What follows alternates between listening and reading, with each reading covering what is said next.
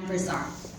So, and this is based on the 2015 census.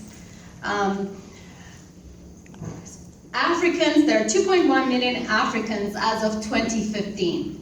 And this is divided into two sections, Sub-Saharan Africa and North. The North usually identify themselves as Arabs, right? So, in focusing on Sub-Saharan Africa, there's 1.7 million of us in the United States. And I want you to compare this, so this is 2015 figures. I want you to compare this to 2000, which was 15 years ago or 17 years ago, and there was 881,000. So there's already been a big jump since then, right? And then in the 1970s, there was 80,000 Africans. So, I mean, we have grown by leaps and bounds in a few decades, right? And this is what's frightening the new administration, because one of the means that we come here is through what's called chain migration, and also to the using the diversity visa. So these are the two things that this administration wants to rid us of, or wants to get rid of, right? And they want to call it merit-based, to switch it to a merit-based system. And even if they do switch it to a merit-based system, I'll tell you that Nigerians will be like highly qualified. Ugandans will be highly qualified. So we'll see, even with that kind of system, who will drop out. But nevertheless, there is around 19% of the African diaspora are Nigerians. 13% are Ethiopians.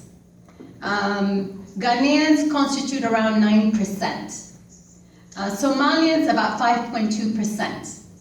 Liberians 4.8%. Eritreans about 2.3%. And these are the majority, and then you have Cameroonians, you know, it goes into less percentages. So, and the means of migration was in the 80s, because of the civil war and the civil strife that was happening in various African countries, there was an exodus out of Africa, and they came in as refugees. So if you are repatriated into the United States, so you are on some sort of United Nations camp, you go through the vetting process, and unlike what the Trump administration says, the vetting process is extreme. So you pass through this vetting process, you come in as a refugee, you come in with a green card in hand. The other way you can be a refugee, but the name is switched, is what's called an asylee. You arrive here, you can either come through an airport, and then you ask for asylum. And your case will be heard, and you will get asylee status, which will then be changed to a green card, and then eventually to citizenship. So that's one way. The second way is through family sponsorship, right? So since the 80s, since we've been here since the 80s, now we petition for our parents, who then can petition for the other children. And this is what's called chain migration, and this is another thing that they want to do away with. Whereas if you ask how a lot of Chinese, or a lot, oh well, Chinese come in both ways, but a lot of Indians are work sponsored. They're employer sponsored. For Africans, that's not the avenue that we have come here. So it's basically diversity, family sponsorship, and as refugees.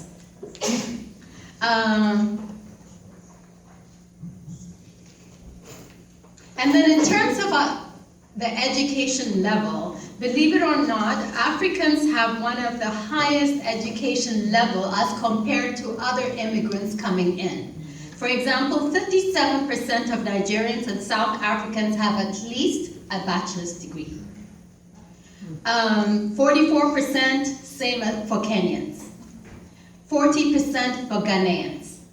32% of Liberians at least have a bachelor's degree, and 29% of Ethiopian. So even though you're in Washington, D.C., or you're here at the airport and you pick up an Ethiopian as a driver, believe you me, that man had a professional job in his country. But what happens, as Zerihun was saying, is the transition into the American system, or how the perception of our education not being equal is problematic. That in terms of the hurdles coming here. So in 2015 alone, 79,000 sub-Saharan immigrants became lawful permanent residents, which means they acquired themselves green cards. 50% of the 70, or we can say 80,000, okay? So 50%, which would be around 40,000, came through family sponsorship.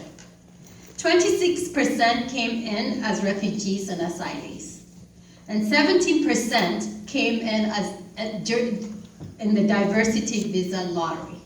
So let me just touch upon, so this diversity visa lottery is what's called the green card lottery, and there are select countries that can participate. And when it was created in the 1990s, it was created actually for the Irish, I think. And 90% of the diversity applicants and approvees were European. But as they truly wanted to, as the pool include other applicants started applying, then currently 43% of diversity applicants are Africans. So imagine losing that. That's a big loss for us. So yeah, in terms of organizing, in terms of our rights or that of our families is on the brink of being lost. So that's why we have to speak up, we have to collaborate, we have to engage. So the total diaspora of Africans, meaning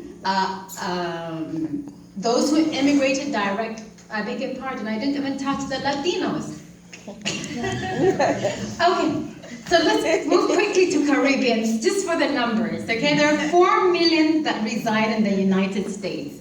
More than 90% of them come from 5 countries. Cuba, obvious. Dominican Republic, then Jamaica, then Haiti, then Trinidad and Tobago. But the diversity of Latinos or Caribbean Americans is pretty wide, right? So there are Latinos that are white, Latinos that are mixed, so on and so forth. So in terms of the Afro-Latino or the Black Caribbeans, half of the 4 million are self-identify as Black. And these two are 90% of Jamaicans and 90% of Haitians identify as Black. But Cubans, this was what I found interesting. Don't talk about my people. I actually found this shocking. Only 3% of Cubans consider themselves to be Black. And I actually thought the percentages would be different, because I've also been to the Dominican Republic where they don't want to be associated as Black. Anything on their ID card but Black, right? 14% of Dominican Republicans identify as Black, which I thought was a staggering number. I thought maybe 14% Cuban and 3% DR, but yeah. There's a story to it. So in terms of settlement, Caribbean Blacks are in Florida, New York mainly, and some in Texas apparently. So New York, New Jersey, and Florida. There are about 232,000 undocumented Caribbeans. That is about 2% of the total 11 million. Out of this, 98,000 are Dominican Republicans, Haitians, 7,000, and Jamaicans, about 59,000. I have some of those Jamaican clients. And the reason there's not a high number of undocumented Cubans is because there's a special policy for Cubans. Your feet touches dry land, you're fast-tracked into a green card process, right? Not anymore. No, it still is. It still is the case. Even though Obama started, backtracking, according to Trump, we're back to wherever. So that law has not been removed yet. Anyway, so just to give you that, in terms of the total diaspora who identify directly, who came as immigrants or identify ancestry, there are about 6.7 million. I would say 50% of that might be Black. C'est fini.